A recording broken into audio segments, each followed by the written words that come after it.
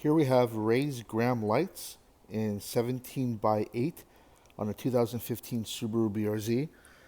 And these wheels actually came on the car when I purchased it last week. And they're actually pretty nice. I really like them. They're really light.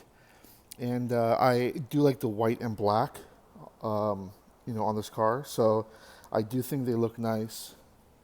I want to show you guys a little bit of up close of how these look. So if you have a Subaru BRZ, an FRS, or an 86, you can see how they look on your car.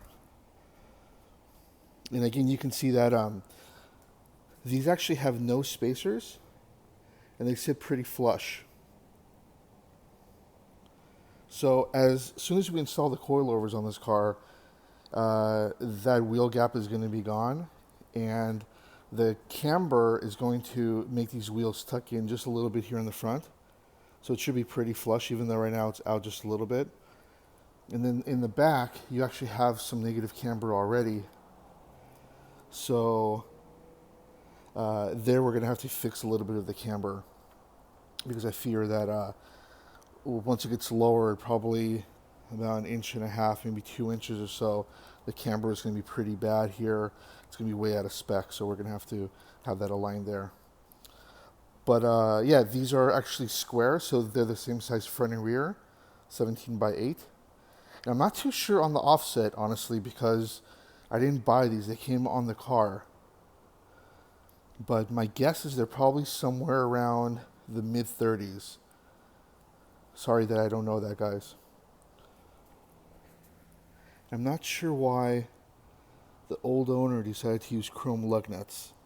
Definitely not my favorite look. And the car came with some pretty cheap tires, so we're going to have to address that as well. But merely want to show you guys the wheels.